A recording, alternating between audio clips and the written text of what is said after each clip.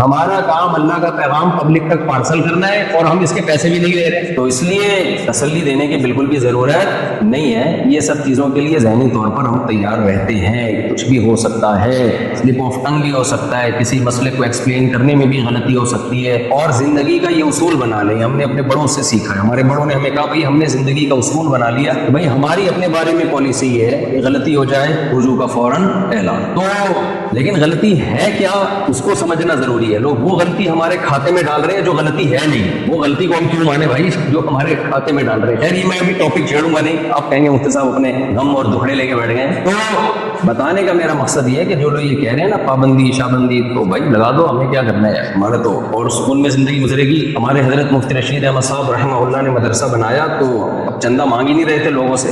کسی نے کہا یہ تو مدرسہ ہی نہیں چلے گا, آپ کی بدنامی ہوگی. انہوں نے کہا کراچی کے سیٹھوں کی بدنامی ہوگی, میری تھوڑی بدنامی ہوگی. لیکن ہم نے تو جو اپنا کام تھا کر لیا. اب کوئی نہیں چلا رہا تو اللہ قیامت کے دن پوچھے گا تو ہم کہیں گے کہ اللہ ہم نے تو اپنا کام کر دیا تھا, جو ہمارا کام نہیں تھا وہ ہم کیسے کر لیں. تو اس لیے ایک زندگی کا اصول ہمیشہ یاد رکھنا چاہیے. پہلی بات تو یہ دنیا مسافر خانہ ہے, یہاں رہنا کسی نے نہیں ہے. تو جس چیز کو ہم فوکس کرتے ہیں وہ اللہ کی رضا ہے, اس کو فوکس کر کے انسان زندگی گزارتا ہے. کچھ نہ کچھ پریشانیاں تو آتی ہیں, اپ اینڈ ڈاؤن ہوتا ہے. یہ نہیں کہ انسان لوہے کا بنا ہوا ہے, کسی چیز کی ذرا سی بھی ٹینشن ہی نہ ہو اس کو. لیکن جب آپ کا ایک ہدف ہوگا, ایک ویژن ہوگا, یہ ساری چیزیں آرام سے گزر جاتی ہیں. کینیڈا کا یہ تجربہ مجھے بہت ہی تلخ رہا ہے, یادیں وابستہ رہیں گی ہمیشہ وینکوور سے. لیکن یہ بھی زندگی کا ایک حصہ ہوتی ہیں چیزیں, جو حالات گزر رہے ہیں آپ دیکھ ہی رہے ہیں. ایک تباہی, ایک ہر دوسرا تیسرا آدمی گستاخ بے ادب, گستاخ بے ادب. لیکن میں ان سب چیزوں کے لیے ذہنی طور پر پہلے سے تیار تھا, اس لیے کوئی مجھے تسلیاں نہ دے دلاسا.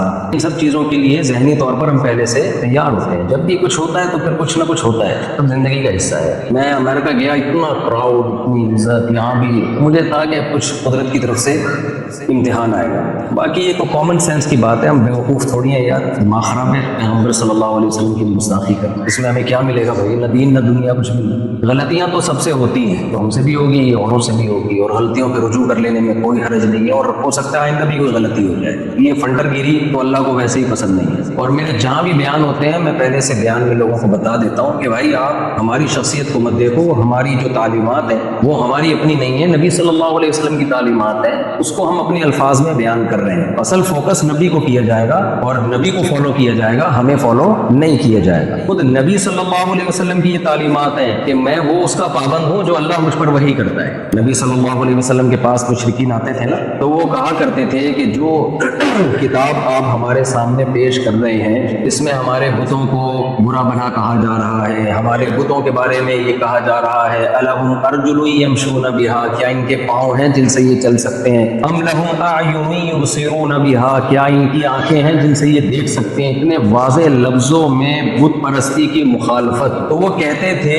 کہ تھوڑا سا کمپرومائز کر لیں آپ, ٹھیک ہے ہم آپ کی دعوت کو ماننے کے لیے تیار ہیں, لیکن تھوڑا سا ہمارا اور تھوڑا سا آپ کا پیغام, کچھ ہم آپ کی باتیں مان لیں گے لیکن کچھ آپ بھی ہمارے ساتھ جوڑ کر لیں. تو نبی صلی اللہ علیہ وسلم نے جواب میں کیا فرمایا, قل ما یکون لی ان ابدلہ من تلقاء نفسی. سورہ یونس کی آیتیں نازل ہوئی. اے نبی آپ ان سے کہہ دیجئے کہ میرے بس میں ہی نہیں ہے کہ میں اس میں اپنی طرف سے کوئی ایڈیشن کروں, کوئی تبدیلی کروں. تم ابھی تک یہ سمجھ نہیں پا رہے ہو کہ میں جو کچھ کہہ رہا ہوں یہ میرا پیغام نہیں ہے. یہ کس کا پیغام ہے, اللہ کا. میں تو صرف میسنجر ہوں, اللہ کا پیغام لیا اور تمہاری طرف ڈلیور کر دیا. تو جو کہنا ہے کس سے کہو جا کے, بولے بھائی اللہ سے کہو. تو اس لیے ہماری حیثیت بھی یہی ہے بھائی, ہم نے جو قرآن و سنت پڑھا آپ کے سامنے پیش کر دیا, اس میں اگر کبھی ہم سے غلطی ہوئی تو رجوع کر لیا, اس سے زیادہ ہماری کوئی حیثیت نہیں ہے. لوگ کہنے لگے آپ کے بیانات پہ پابندی لگ جائے گی, یہ ہو جائے گا, وہ ہو جائے گا. میں نے کہا بھائی ہمارا کام اللہ کا پیغام پبلک تک پارسل کرنا ہے اور ہم اس کے پیسے بھی نہیں لے رہے. یا تو ہم پیسے لے رہے ہوتے ہیں نا اس کے, تو پھر میں کہتا یار 18 بچوں کو کون پالے گا بھائی, کیا خیال ہے,